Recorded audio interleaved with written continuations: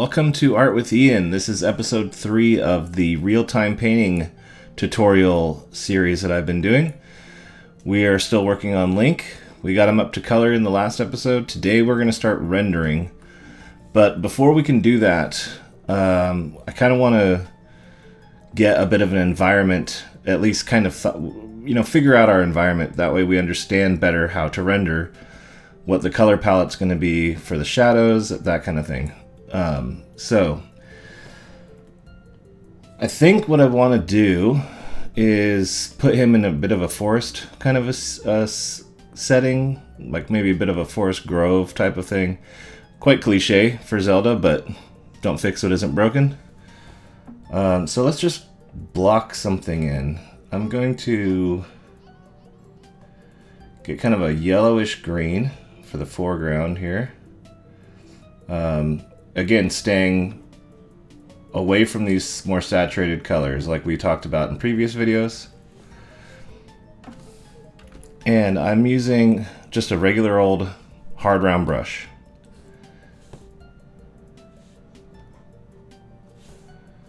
I do not want to bog the computer down with too much texture right now as I just lay down these big, this ton of paint. And this is not going to be very detailed just now. It is merely to get a bit of the temperature of the color palette and mood set to help us render. I'm thinking a little bit of dappled light might be nice in the shot. I think the horizon just about in there is probably fine. Somewhere like that. We can change this, but also the horizon is going to be probably a little bit affected by the fact that this is not level ground. It's kind of like a hill, a bit of a hilly, wooded area. Okay, let's cool down. That means we're moving towards the blues. We're getting more green, more towards blue. And we'll grab something here.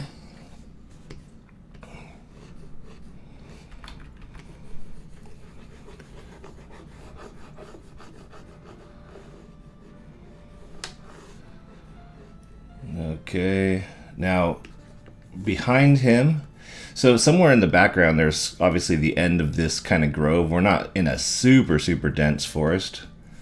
So let's go even slightly bluer. Being very kind of subtle with these color moves, these temperature shifts. And let's go up grayer and lighter. And I'm going to go to my opacity, this is the soft round pressure opacity and flow airbrush. And I'm just going to push.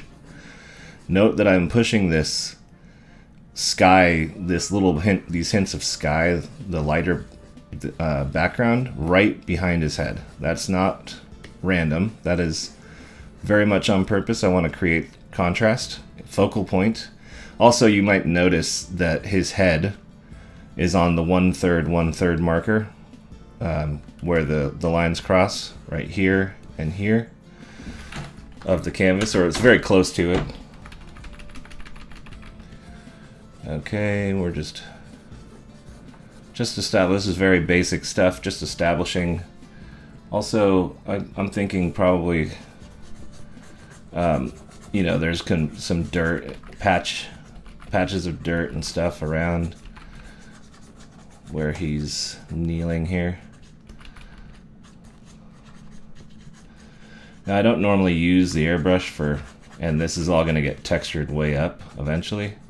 But since I'm laying down massive swaths of color right now, and I've got recording software running and everything else, I just didn't want to bog my computer down with heavy texture brushes. So that's what that is about. Okay, I'm going to blend the horizon and the sky colors together.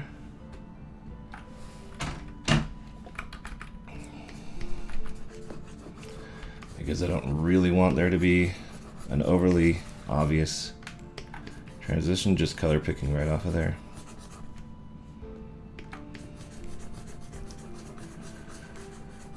Okay, and I'm going to create a layer over the top change to my sketchy or my chalky render brush and get something a little darker. All of this can change very, very quickly and easily, so there's absolutely no reason. I'm going to go lighter than that. There's absolutely no reason. Let me see here. I'm going to get a little less blue. There's no reason that this has to be like overly perfect by any stretch of the imagination, but I'm just trying to hint at the mood that I'm going to be going for here. Just getting a couple ideas locked in. I forgot to change my setting. Here we go.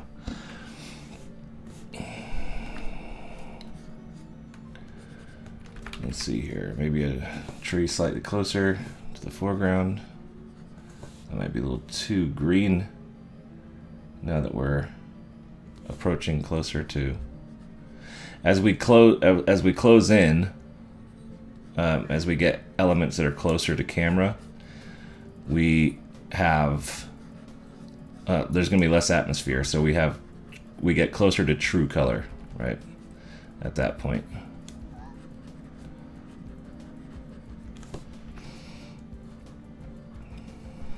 Maybe one over here. Something like this. This is probably just about enough of this for right now. Let's get lighter and greener. I'm going to go back to my main layer.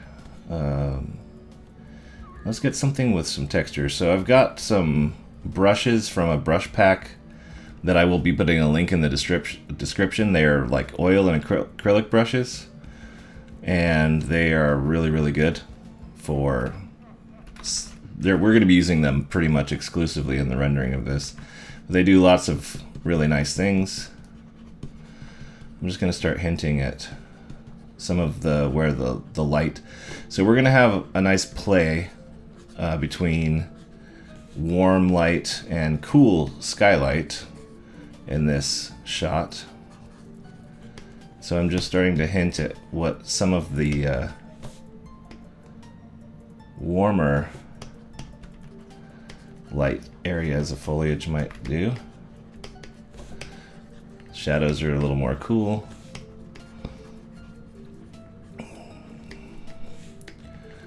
Okay. Maybe throw some stuff in here.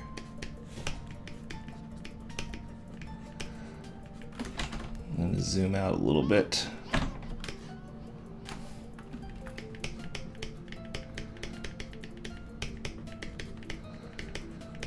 Okay.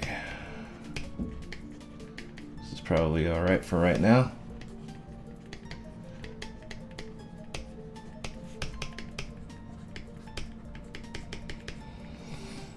It definitely gets a little bit of the point across as far as the color palette is concerned, and that's really all I wanted to do with this for right now,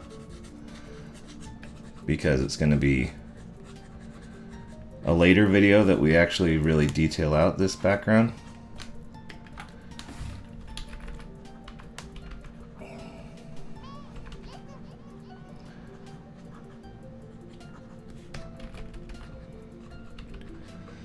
Don't underestimate the power of texture when you're trying to indicate lots of little details and things.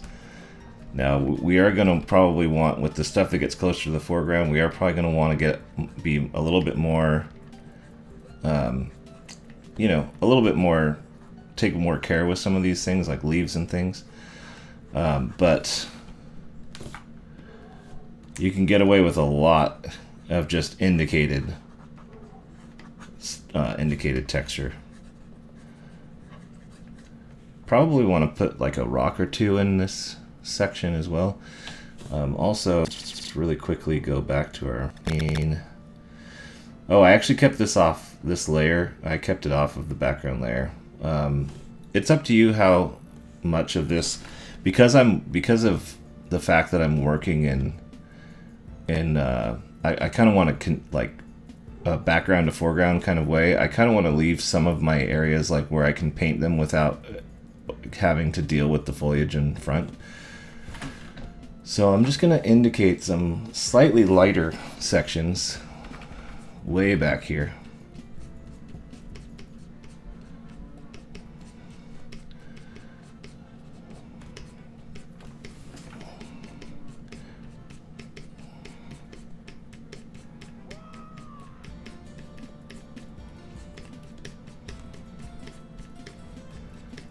And that's just kind of starting to trick our eye into thinking that this is all trees and foliage, right?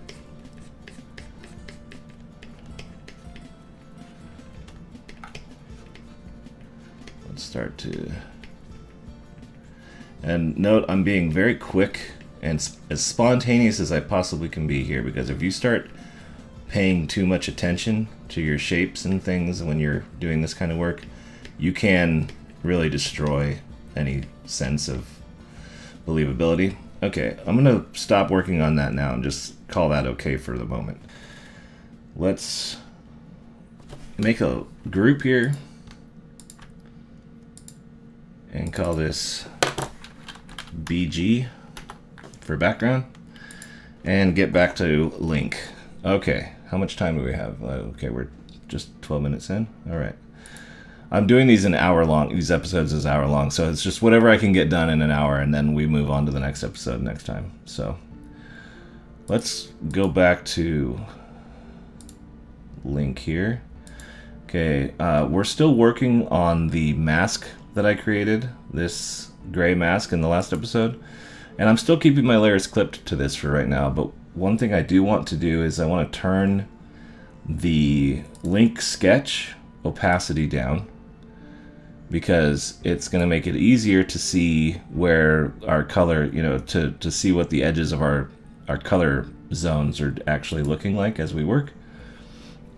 Also, I normally work in, like I usually do like a multiply and overlay layers, or in the past I've done that a lot with my rendering, but I think for this one, I've been getting a little bit more traditional painterly in my process.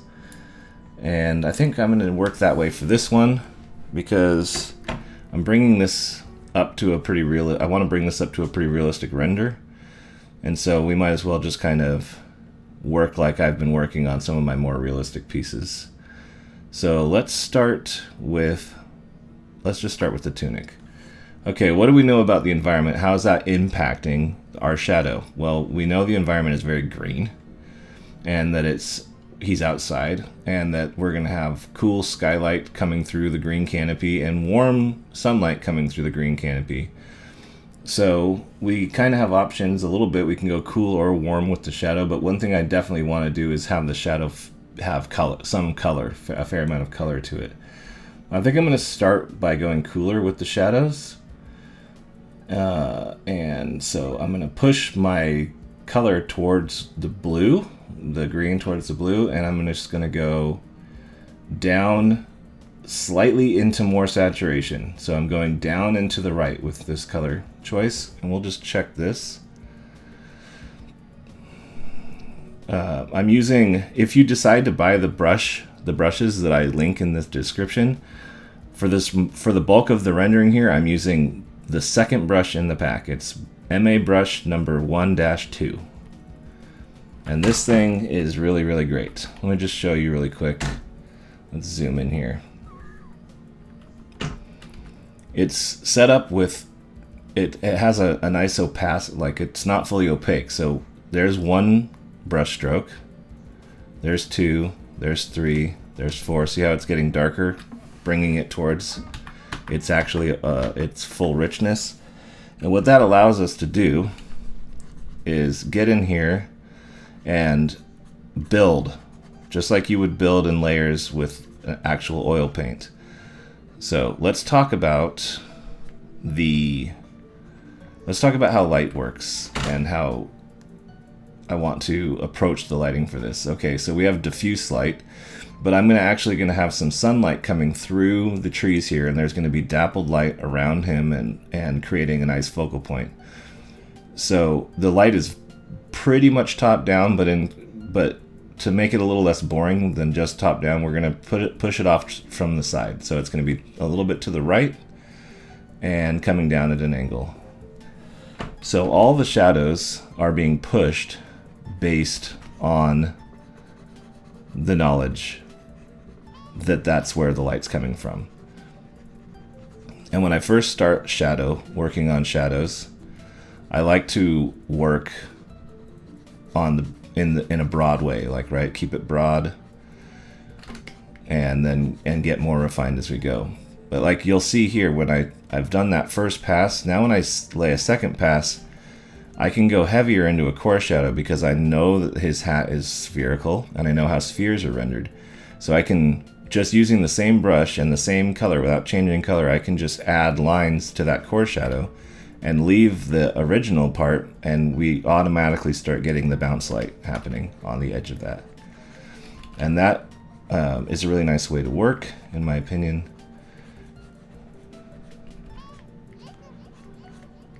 So there should be a little buildup maybe of his tunic there near the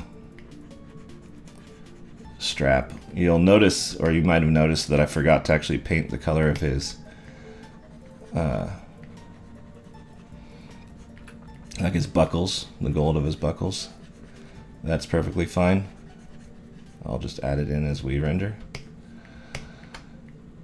Still just looking for the most basic shapes. Where's light being cast around? So there's a flap right here, right? A fold, I should say. So I'm going to render that. And I'm going to actually render the edge of this. And then we're suggesting, so now we're suggesting the light is actually strongest right here in the middle. And this is tapering away from light. This is going away from light. And then here we create another sense of that taper. We've got a nice fold here that we want to sell. So we're going to dig in right there with our shadow color. This is all going away, and see how his body is getting tight to itself right here? That's going to stop light from getting through. So we're just going to create a nice shadow there, and then allow the light to hit here on his leg as it comes down.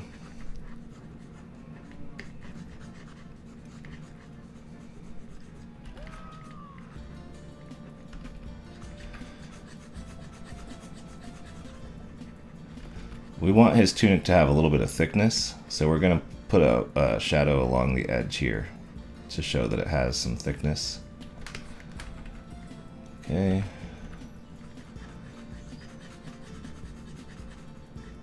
Let's see here. Let's think about some of the way that this might crinkle, right? We might get a crinkle here. And we can change our silhouette to follow. So if we have one broad shape, that was just our initial ideation stage, right? We can change our silhouette to suit whatever designs that we arrive at as we work. We don't need to be a slave to anything we've done leading up to this. This is round coming over his belt, so that I want it to catch light right there. And remember, when you're trying to turn forms, you use value. And when I'm using a darker value now, and that darker value is turning that form, that's what shadow and light is all about. Okay, let's look here.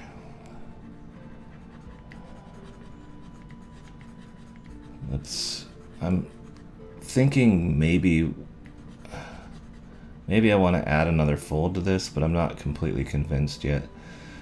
I know that in the game it seems to have a pretty broad cut, so let's just maybe add one fold right there for right now. This I'm just going to kind of push, I think for now, just into shadow. Get it out of the way so that the sword can be in front of it.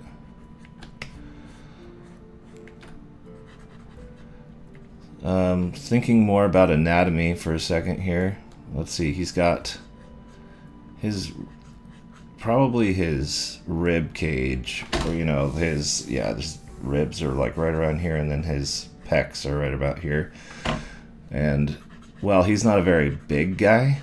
He's probably got just about enough the body happening to kind of maybe impact a little bit. It's just a couple things that are happening through here. So we'll just do that for right now, and this stuff is all gonna get refined kind of as we go. But we're just trying to start to indicate the first ideas of what we have going on. Okay, oh, this right here also, we want this to follow his, just a little bit more, probably follow his leg that's actually in there causing this kind of to happen. So yeah, we do have a sketch line that says it goes the other direction, but we're not a slave to that. So I'm going to color pick my initial color.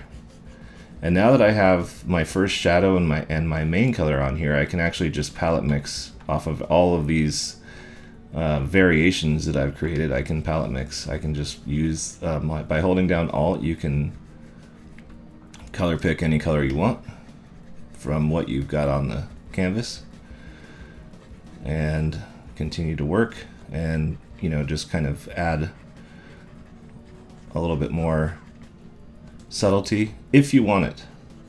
You don't need to do that. The amount of gradation, the amount of softness in your shadow and light is, or how you transition those things, is entirely up to you. Some artists have a really great way of working where they actually leave heavy textural swatches between their light and shadow, and I think that's a brilliant style. It's really cool. It's not really, it doesn't come that naturally to me, but I think it's really cool. Okay, I'm going to give some thickness to this right through here. Still have to decide to what degree I want to potentially make this do more like actual folds and things, but we'll leave it like that for now.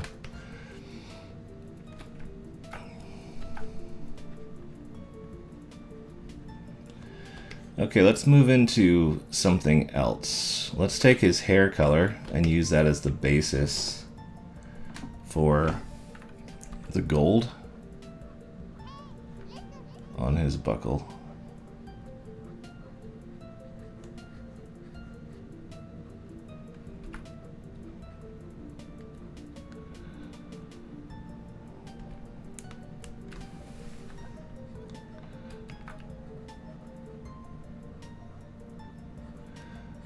Well, this brush is actually really good for rendering. Sometimes if you're laying down new colors, that you just want to get some opaque color down, it might not be the best.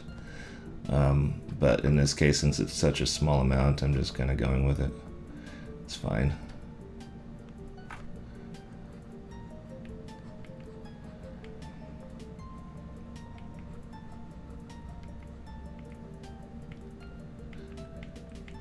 Okay.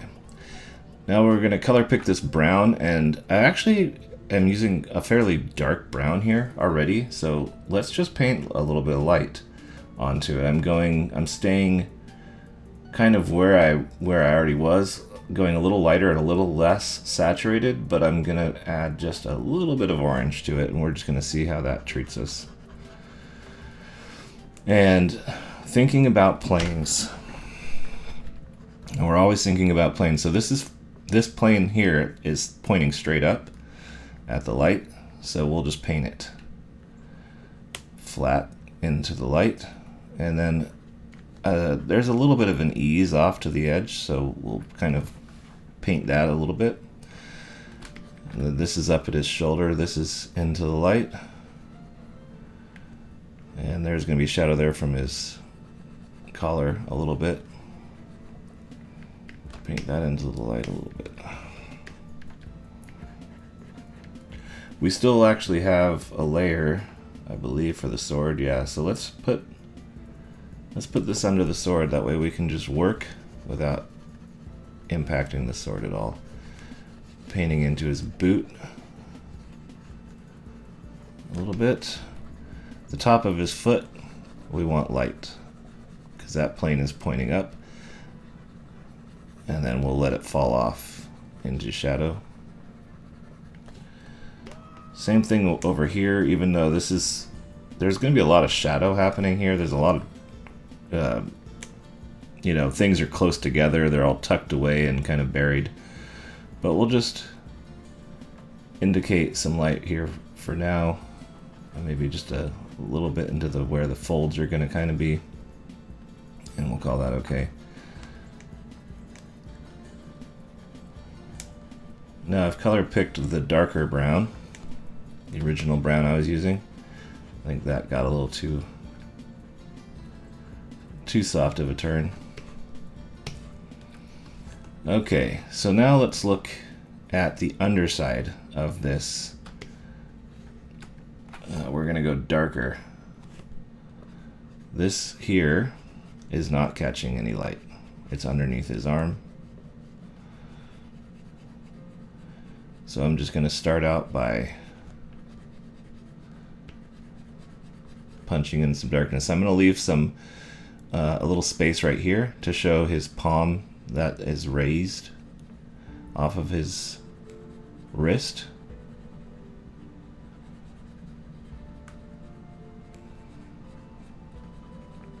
Also note that I'm kind of leaving a nice interesting edge here, because this thing, I kind of want to feel like it's got different layers of wrap, and it's not just one smooth thing. This backside of his hand over here, also in shadow. This over here towards his bicep is probably catching a little bit of light, so we'll leave some of that. This down here is turned away from the light, so we'll start to show a little something there. Also this turned away from the light. And this, let's show a little bit of something happening where the flaps of these come over the edge, just to kind of help tell ourselves. And this has thickness, and so it's casting a shadow over the belt. So we'll show a little bit of that. The buckle casting a shadow. This thing's casting a little shadow. Not a lot. If you make this shadow too thick here, that's gonna make this belt loop, look really, really quite large and kind of standing tall off his body, which it's not. Okay, getting into here. I think I want this fold or this flap over to kind of have some dimension, like it's not just perfect. So maybe start to try to indicate a little bit of where it's turning away from the light and then going to come back into the light. This is turned away from the light. Back side of his boot turned away. It's turning away. This is all, like we spoke about, this is all kind of turned down and away from the light.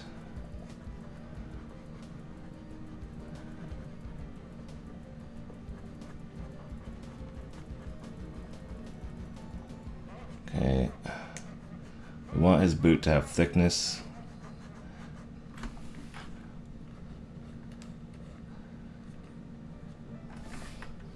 Might actually be easier to get rid of this sword, just so I can see a little bit more what I'm doing as far as working through here. Even though a lot of it will get covered back up, it would probably help my brain just to see across the whole plane of his boot. But right now we're just blocking this stuff in, so I'm not overly worried about it. Let's just put a little shadow down here to show this form's turning. And same thing on this one.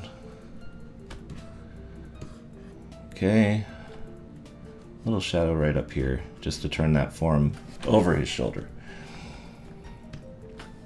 All right,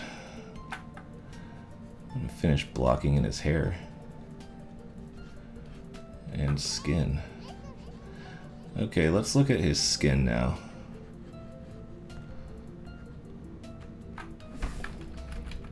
after I actually get his hair proper.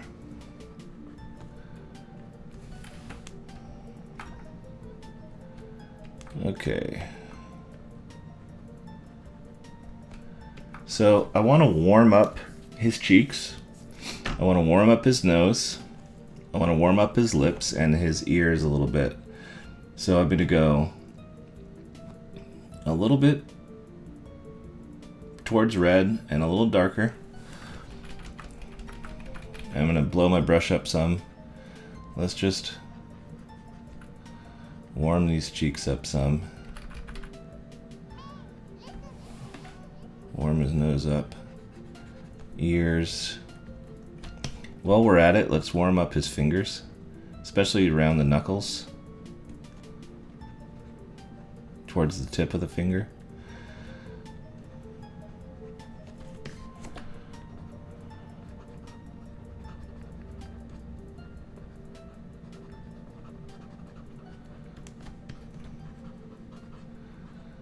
Okay.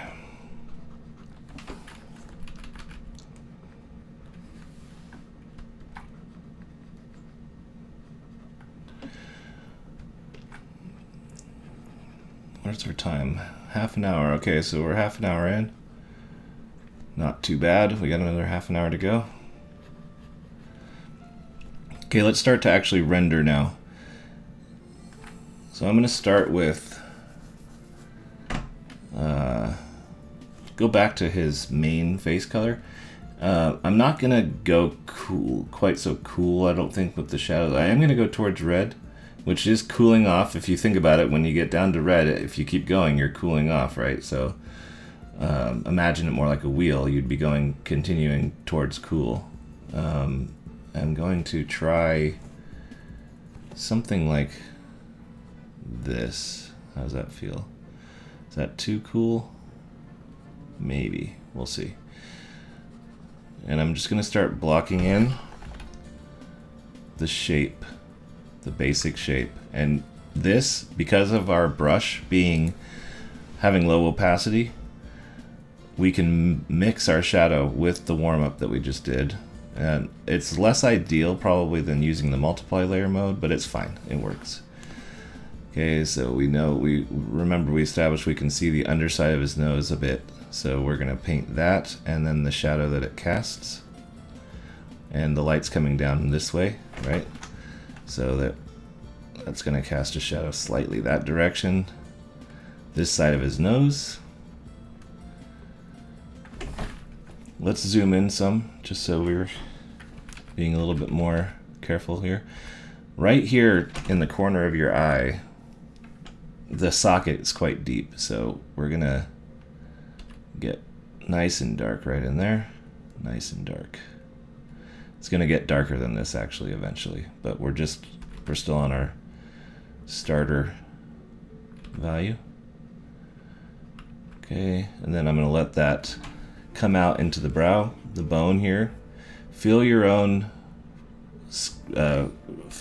bone structures. If you're feeling like you're struggling with your rendering of faces and things, start actually feeling your own face. Like actually feel. This is messed up right here. We'll deal with that as we go.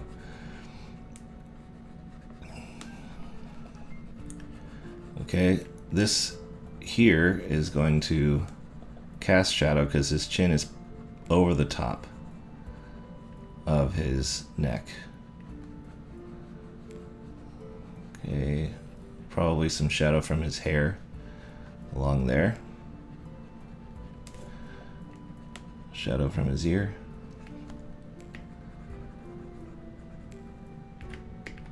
Just color picking yellow as I go here. You'll notice I start to just work kind of whatever's I need to work as I go. If I see something, I just kind of clean it up, whatever. Okay, let's get under his lip right here. And remember, the mouth is a muzzle, right? It's not as much of a muzzle as on some animals, but it muzzles out around your teeth. So you want to try and think about that as in the way that you render.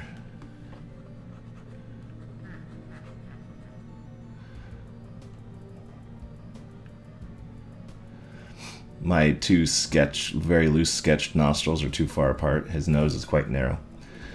But that's okay. They were just indications. Okay, remember when we talked about how the planes of the face go down? Off the sides? Let's make sure we're indicating that this side of the plane of his face is turned away from the light. This side is actually a little bit turned away too, because the light's actually kind of a little bit in front of him.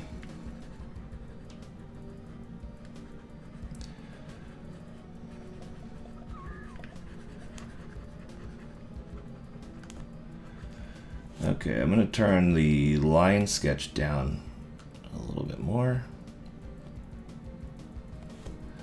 Let's go much darker and quite red. I'm going to change my brush for a moment here and go into my chalky render brush.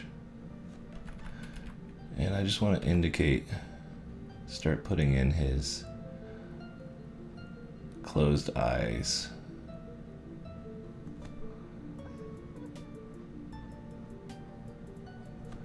I think I like this one on the left much better than the one on the right, which got kind of away from me shape-wise.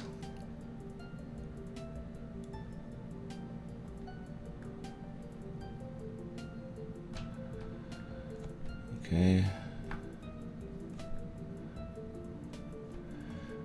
Let's do something with his eyebrows. His eyebrows are, I think, pretty blonde, but I'm just going to brown them up a little bit and make sure that they actually stand out on his face.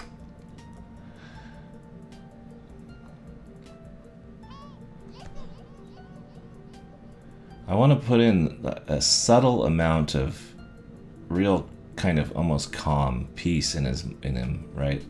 So just that little bit of, eyebrows lifting right here, which when your eyebrows lift, you do have to accommodate that motion with the skin is moved. And when skin moves, it folds. So we got to be really careful how much of this we add in, but just a little bit of folding skin in here.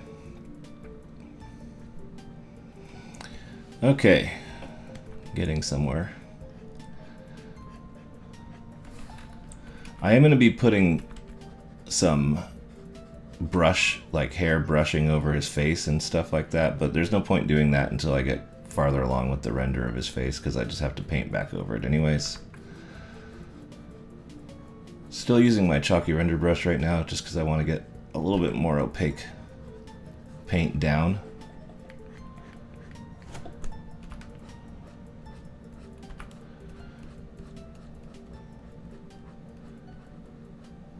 And I think we might as well just go ahead and render to some degree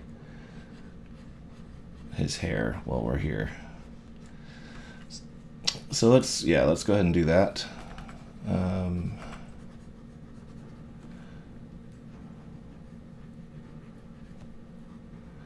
think he's probably got like a little bit of a widow's peak, very subtle, nothing crazy, but just a little bit. So let's get that established. And then we're gonna go much darker and maybe a little bit browner. And I'm gonna go back to that other painterly brush that I had. And this is underneath. This is kind of tucked under, and then the hair is coming out over the top. Same with this one. So we're putting it into shadow.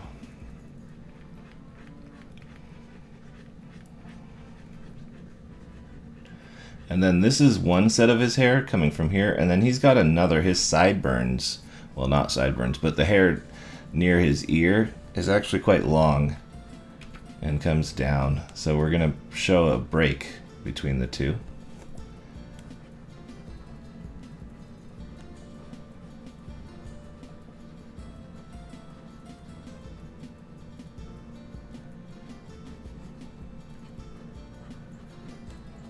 This is beside his head, right? So his head is actually casting a shadow on it.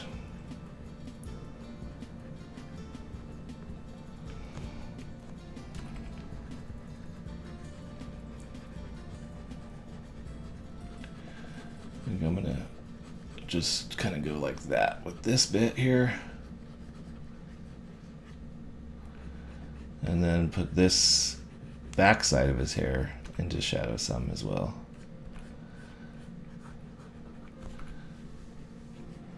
This a little bit on the edges here too. Still quite blocky with my strokes being pretty loose. Not trying to make anything overly tight. Just trying to get the feelings correct. Okay, I'm gonna go in here. I'm actually gonna get a little more saturated with this, a little darker, and pull back just a little bit on that coolness.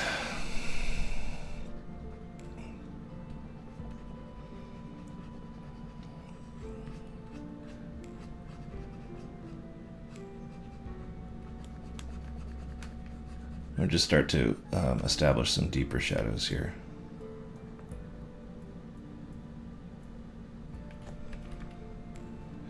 Notice that I didn't go super crazy different.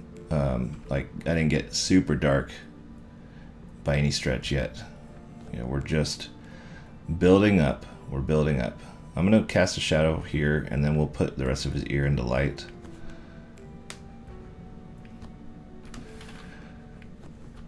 Let's use this same color on his hands, because we need something fairly dark to start establishing that the spaces between his fingers. And also this is the back side of his thumb. It is not really in light so much right here.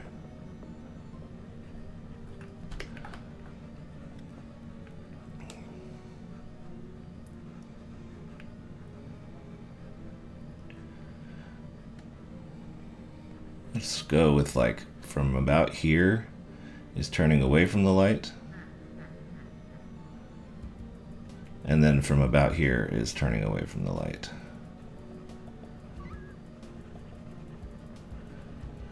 He actually should have fingerless gloves on. So maybe I should just actually, yeah, he does have fingerless gloves on. So some of this is just going to be fingerless gloves. Totally forgot about that. And just show a little bit of wrinklage. Indications of some wrinklage. Looks like I have a line here that I either changed or didn't fill in all the way. So I'm gonna get into that now. This is, yeah, we're still behind the sword. So I'm gonna fill in behind the sword, and then we'll start looking at the actual rendering of his shirt.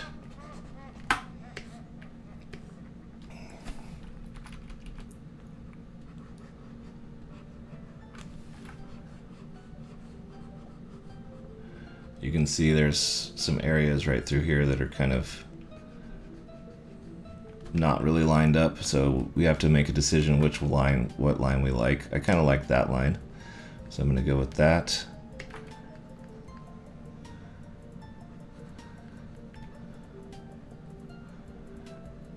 And I'm going to tuck a little bit of skin tone down into there, just a little ways.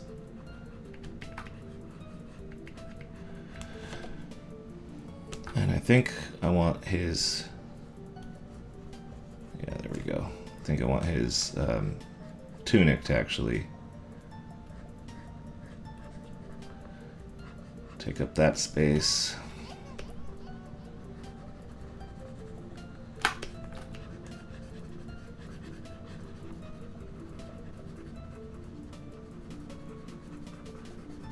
We'll indicate a little bit of folding happening through here because he's kind of pressing.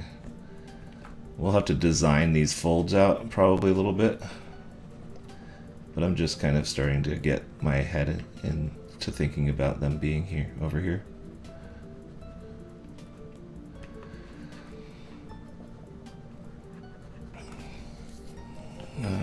Maybe another one here.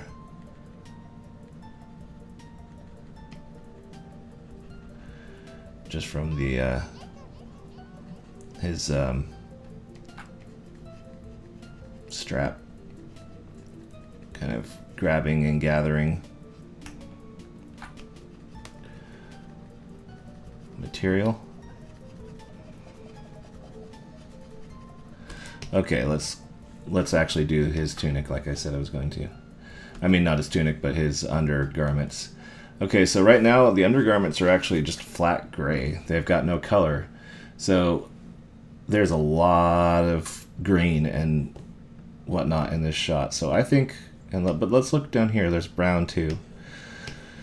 I think I'm going to go with something based off of the background. I'm just grabbing that background and then getting a little darker and a little grayer with it so that it's not overly powerful.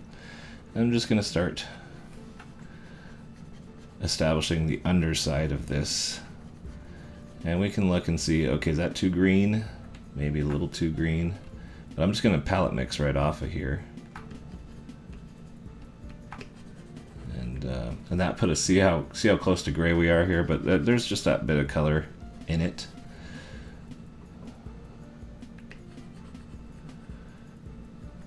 Okay, so remember we've got folds here. And we established, because I said I didn't think it should be as tight as sometimes it shows in some of the artwork for the game.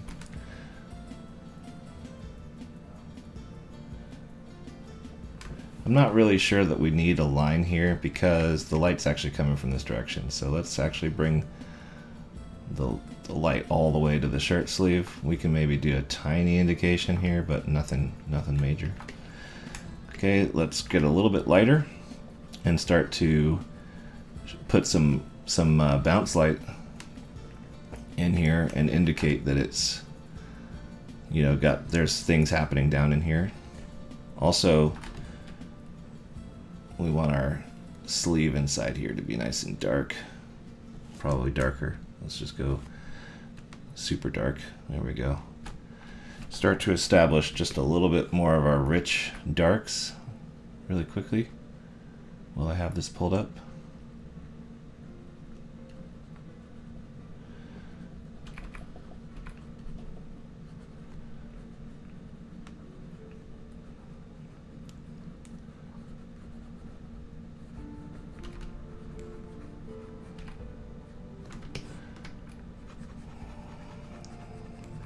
Okay, let's not get carried away.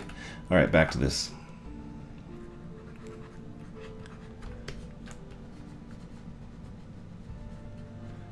Probably need to get this a little darker. And as I go darker, I will maybe just introduce a tiny bit more color. Still staying with the color that is based on our environment. And remember, that's why we put the environment in early on. I'm actually going to cast a shadow, like a straight hardline shadow. So follow his arm.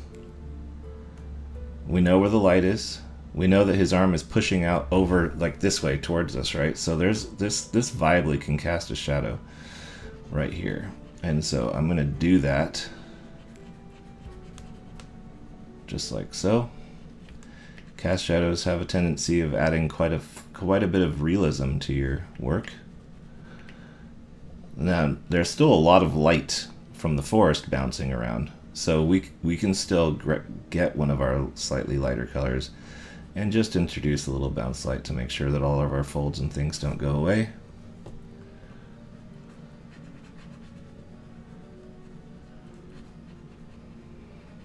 And get a little darker up here towards the start of the shadow. Less bounce light equals darker shadow. Okay, we'll leave that for now. We're a little bit too zoomed in to actually check it properly, but that's okay. Right now, specifically. This side of his body is a little more shadowy.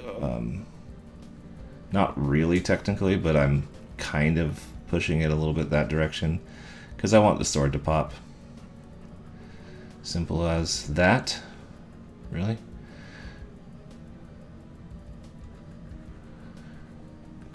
Okay, let's go get some of our lighter.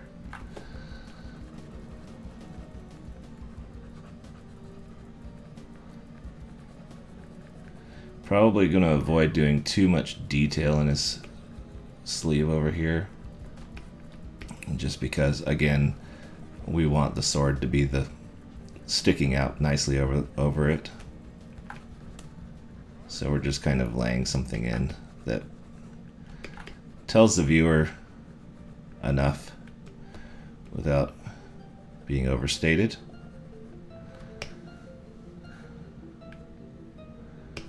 Okay. Now his body, his neck, especially up here where his neck actually is, and even this part of his body is not a flat plane. So this side of his collar is actually turning more away from the light, and this side is turning into it.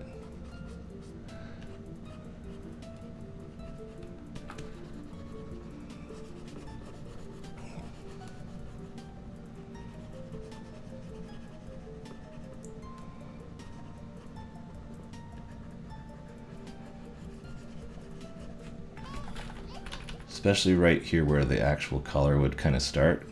You know, just think about the cut of your, think about your body where your neck starts, where your collarbone is, those kinds of things. Try to make indications for the viewer of those parts of the body. They don't have to be severe. In fact, a lot of times they shouldn't be. They should be quite subtle. But just even the most subtle little indications really can help a person to see what you want them to see.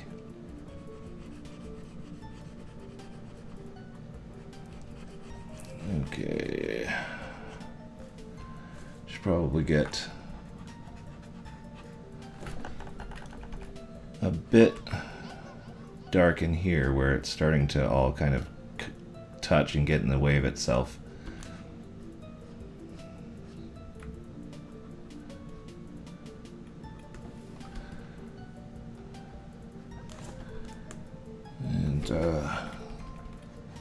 See, maybe we could establish a little bit of core shadow. Remember we talked about a core shadow earlier, and his arm is a cylinder, which means there's going to be a core shadow. So we'll just kind of indicate a little bit, some of that through here.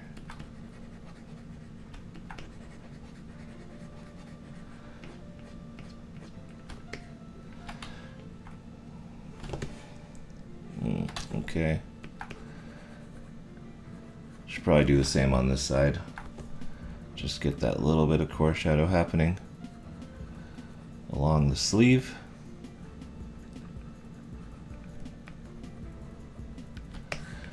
Okay, and then his leg. Another big cylinder, right? So we can just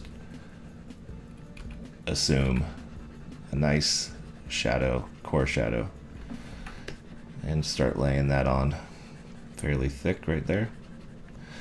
His knee over here is turning away from the light, just like the boot. And your knee is actually a fairly flat plane, actually.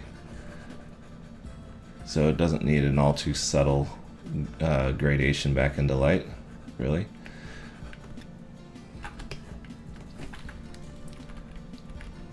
This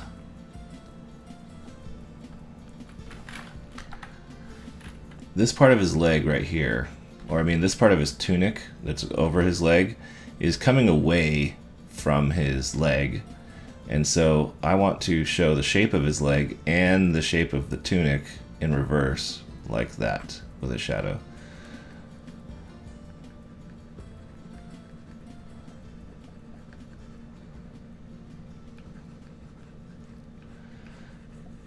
And that's all turned away. Remember the knee, a bit of a flat plane, so we can see a little bit of that under there. This part of his leg is turned away from the light. And then right through here, let's just say the tunic is actually really close. to his leg, like touching right there, right? So we'll just leave that quite kind of a bit of a tighter line.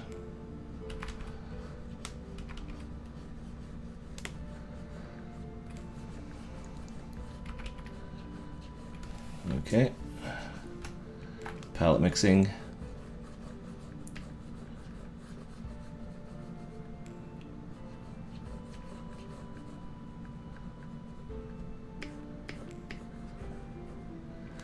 I want this to be not too subtle. I mean, I want it to be a pretty stark line. In fact, this shadow is going to be darker in here eventually. But I don't want this to be too soft of a turn, because this isn't really a form turn shadow. This is actually cast by his tunic.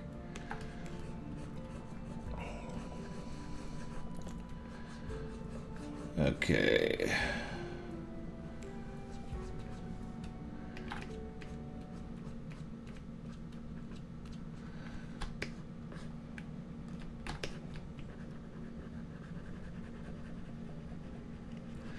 So here we're starting to establish a little bit of bounce light at the bottom of his leg going into the core shadow. And then we'll come out of that core shadow. His tunic right here is touch tight, so we're not doing a really thick shadow.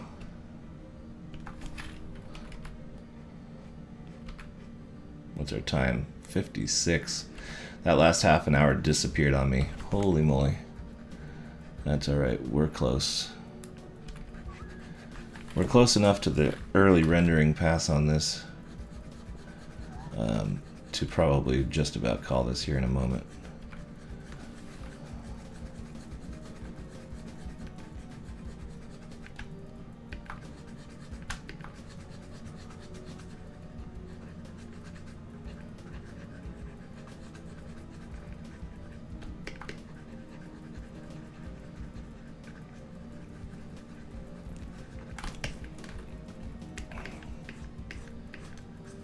Turned away more. Let's go darker. I have a dark up there, but I'm just going to grab my own. Right here, I want this to be legit shadow.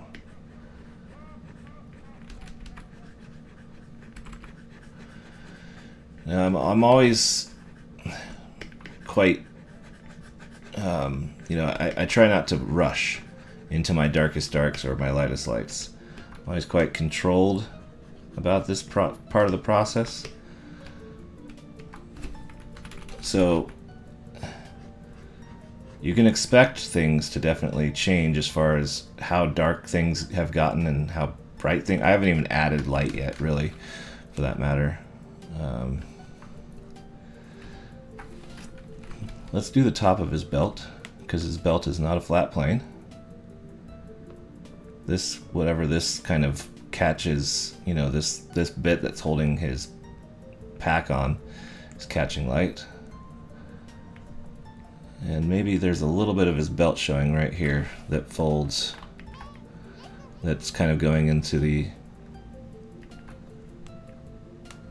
buckle. Let's get a little darker, quite a bit darker actually, and just established where light is just not getting in there. It's pretty quite dark here where that goes, quite dark in here. And you can actually see that as you get richer and darker with your shadows, you actually are making what didn't feel like light start to feel more like light, because contrast, you're actually making your lighter areas feel lighter because of the darkness that you're adding. Anyways, I think I need to call this one. We're at 59. So we'll just keep working on this in the next one as we've been going. Let's kind of zoom out and see what we've gotten so far here on the render. Not too bad as far as a first pass on the getting some of the shapes laid in. So there's a lot of work to do still. If you're enjoying this series, don't forget to like and subscribe to the channel, ring the bell for notifications, and I will see you guys in the next one. If you enjoyed this video, don't forget to like and subscribe, share it with your friends, ring the bell for notifications of future videos, and I'll see you guys in the next one.